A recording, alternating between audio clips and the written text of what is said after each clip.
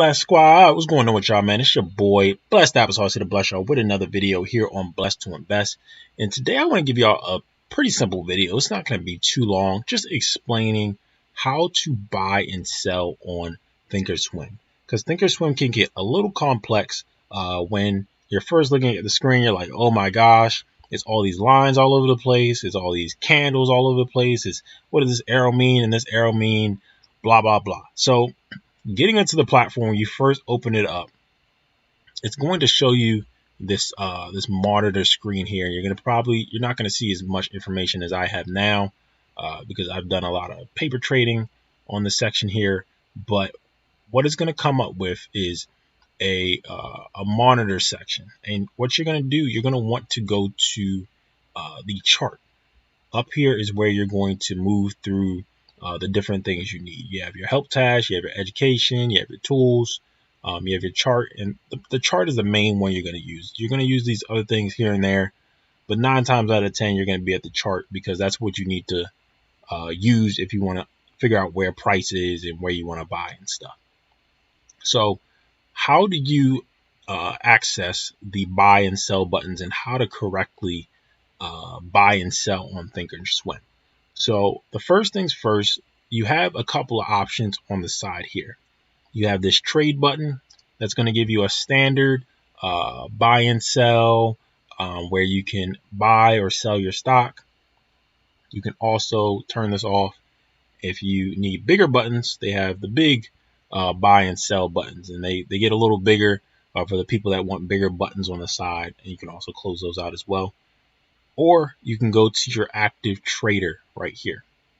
And this is probably what you see most people use is this active trader window. The reason why people like using this one, and I personally like using this one more than the rest, is because it has a lot more detail. You can see where individual price is. Let's say you want to buy a share right here. You can just click on this button. You can just click on this right here and it'll instantly buy you at $71.69, and then you can hit the X to close it. Or you scroll up, you're feeling $72, you can immediately just click on the green section here and boom, you got in. And that's basically how the active trader works on this little window right here, but it just gives a little bit more detail of what's going on. You can also see right here, this is where you're going to have how many shares that you have. It's going to show you like how much your position is. Are you up or down? The price that you got in, and your profit and loss on the day. The other windows don't really give you that. It's not as much detail. So I definitely recommend using the active trader window. So what you're going to want to do for these buy and sell buttons, there's going to be an option to not send or auto send. And what the auto send does is as soon as you click on the button, it immediately sends your order in. And for people that trade or day trade or swing trade or need to get into trades quickly, you're going to want to make sure you have this button checked off. I'm going to give you an example of what happens when it's not checked off. So you hit the buy button and then this comes up. It's going to ask you to confirm, did you actually want to make this purchase? It shows you how much buying power you have. It shows you the cost of the trade, and it's just trying to confirm with you, is this something you actually want to do? For people that actively trade that need to get in immediately, you want to have this auto send button in because as soon as you click it, it automatically gets you in. It's kind of like Amazon, the one-click feature on Amazon where you click the button and it automatically purchases an item for you. This is the same thing with this auto send button here.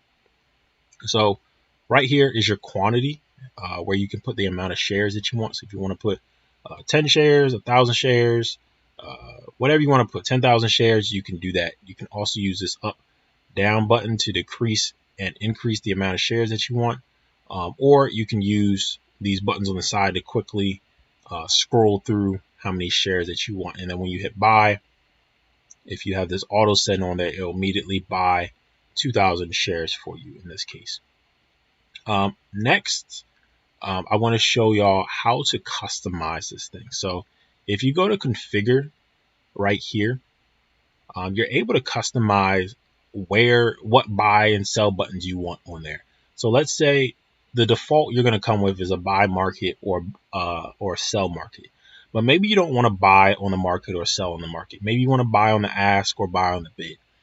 If somebody wants a quicker entry into the stock, if y'all are familiar with how the buy and ask work, buying on the ask allows you to get in a lot faster than buying on the bid. Is because buying on the ask, you are taking you're purchasing at the price that sellers are asking for. That's what it means. So if a seller comes in and wants to sell the stock for $100, you're willing to pay that price at $100 instead of waiting for the price to come to you. So some people want that just to get in early. So what you would do, you click buy ask, you hit add item, and then it moves the buy ask button over here, as you can see here, and then you hit OK to confirm it, and it will send it to this right side here. You can also move this up, because notice how this section is the second line and this top section is the first line. So you'll see in a second you can move these if you want the buy ask to take priority. And if I hit OK, you'll see exactly what that looks like. So this is now buy ask is first, and you can do that with all of the buttons here. So let's say we want a sell button as well. Let's get a sell on the bid. So we're gonna click the sell on the bid, add item, and let's say we want to move it to the second line. So it's going to be on the second line. We'll show you what that looks like. Boom, right there. So this is going to be the first line, this upper part right here. This bottom part is going to be the second line. So you can pick and choose where you want the buttons, if you want them up top or if you want them down on the bottom on this black section here. And you're just going to click these buttons to buy and sell based on how many shares that you want. It's not too complicated.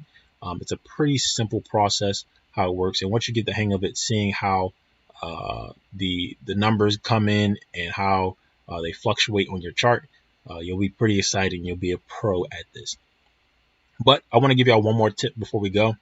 A lot of people have moving charts where they're able to fluctuate their charts and fluctuate their buy and sell buttons anywhere on the screen, because as you see on Thinkorswim, having it just on the left side like this, or excuse me, on the right side like this, maybe you're not comfortable with it being on the right side. You know, maybe you want to move it around. So what you can do is hit this button here where it says show action menu, and what you're going to do is hit detach. And what it's going to do is detach your screen. So now you have duplicate screens, and it's going to detach your screen so you can move it anywhere you like. And what I recommend doing is notice how this red button is. So first things first, we're going to actually hit this to leave it always on top. It's going to pin this this screen to the top of the monitor here. So even if I click on this here, this is always going to be up front. So what you want to do is confirm that these two are linked. So right now it says red, but we can change it to a different color. But right now it's red. So when we change it to yellow, we just change both of these to yellow to confirm they are both linked. And whatever happens on one chart will happen on the other. So let's show you exactly why. Boom. So when we change to AMD, it also changes to AMD on this chart. And what you can do is click this to get rid of the chart. And then voila, we just have our active trader window right here. And we can move that anywhere on the screen. So if we want to close this active trader window, we can do that. And then we have this active trader available on the screen. And we can move it anywhere on this monitor here, wherever we feel comfortable it being. And that's how you buy and sell on Thinkorswim, the process of buying and selling on Thinkorswim. If you have any questions or have any comments on how you customize your screen, maybe you like to have your buy button all the way at the bottom here, it feels more comfortable to you, like to spread it out. Maybe you like using the big buttons. Let people know in the comment section down below what works best for you. And maybe you can help somebody, you know, get an idea of how they want to move their screen around. But that's going to wrap it up for today. It's been your boy, Blessed Applesauce. Stay blessed. And I'm going to see y'all next time on Blessed to Invest. Just to see tomorrow is a blessing. Stay prayed up is the message. Everything about a nigga blessed. Everything about a nigga blessed.